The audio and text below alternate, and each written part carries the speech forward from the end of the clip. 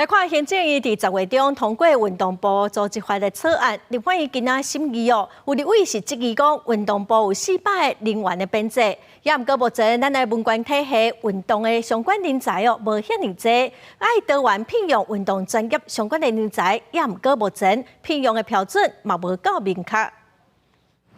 政府希望运动部上晚每年8月会当开始运作，要让台湾的运动发展走向后一个全新的阶段。不过400人的员野编制比目前体育署法定的员野156个，搁加真济。立委洪明凯讲，文官的体系无遐济相关的运动专业人才。有没有严拟？譬如说像现在人才的培育，不管是选手、退役的国手，或是金牌的教练、金牌的选手，来进入我们的公部门，来为大众服务。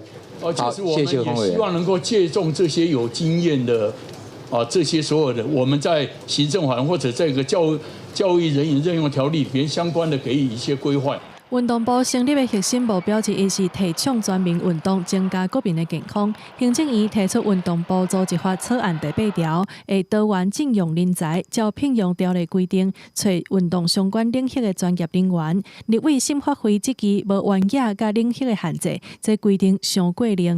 因为这个对文官体制。 这个一定有相当的冲击的哈。跟我们报告，因为我们这一个运动部他所做的，它不是只是一个体育发展，我们还兼顾到运动平权，包括儿少运动。